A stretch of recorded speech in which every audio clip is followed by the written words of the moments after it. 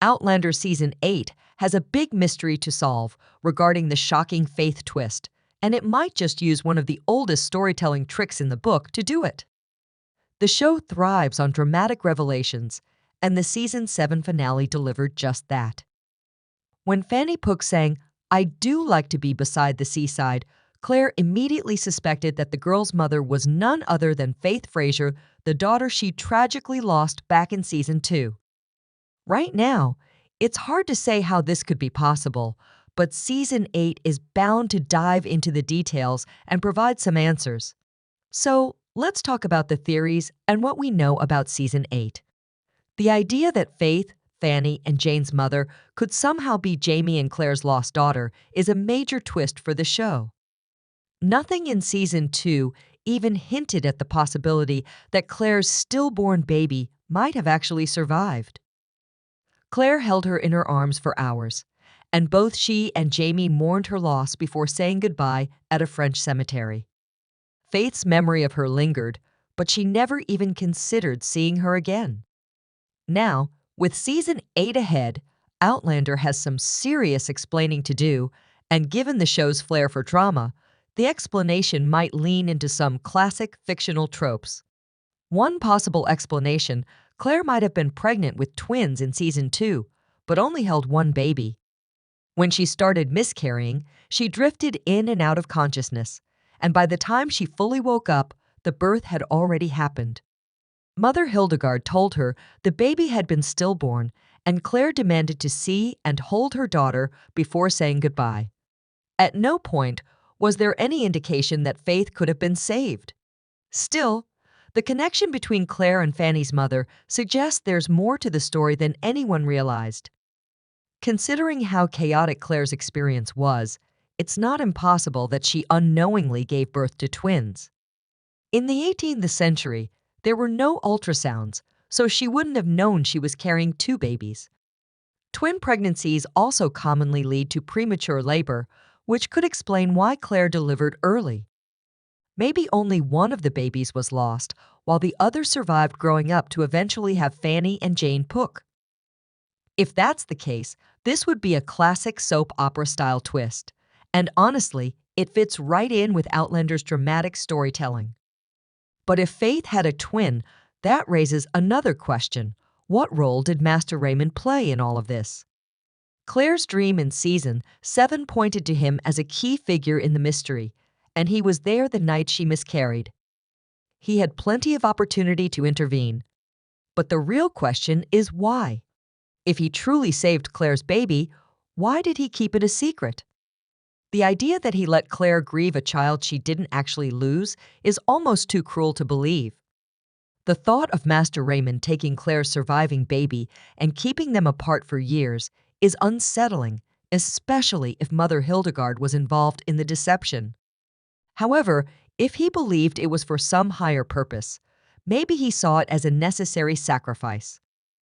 Perhaps he and Hildegard gave the surviving baby the name Faith and introduced her to the song "I Do Like to Be Beside the Seaside" in hopes that one day Claire would recognize the connection. If that's the case, it would be a fitting and heartbreaking way to end this story. Now, the whole secret twin plotline might sound a little cliché. It's been done countless times in fiction, but Outlander has a knack for making classic tropes feel fresh and emotional. The show is deeply rooted in ancient folklore, and its romantic, time-traveling adventures often feel like something straight out of a legend. If any series can make the twin reveal twist work, it's this one. That being said, Season 8 can't just drop this bombshell without delivering a deeply emotional payoff. It's not just about how Faith Pook and Claire are connected, it's about making the audience feel the weight of that connection. And speaking of emotional payoffs, Season 8 is also shaping up to give one particular character the perfect ending. With Outlander coming to a close, Season 7 has already started tying up various storylines. There are still a few episodes left, but for side characters especially, the finish line is in sight. When it comes to young Ian Murray, it looks like the show is setting him up for a truly heartwarming resolution. Jamie and Claire's nephew Ian became a fan favorite after his introduction in season 3. He's always been kind-hearted and fiercely loyal, but he's also inherited the Fraser warrior spirit. Unfortunately, his journey hasn't been easy. His Mohawk wife Emily's departure from him in season 5 was his greatest loss. In her culture, Ian's inability to father a child with her meant she was free to find another husband. Devastated, Ian nearly took his own life, but he's come a long way since then. Fast forward to season 7, and Ian is finally on the path to happiness. He married Rachel Hunter, and their love story has been a bright spot in the show. Their romance was beautifully capped off in the season 7 finale when Rachel revealed she was pregnant.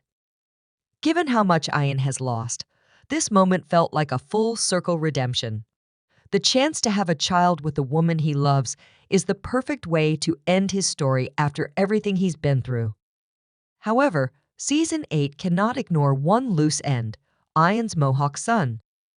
When he lived with the Mohawk, Emily suffered multiple miscarriages, which ultimately led to her decision to leave him.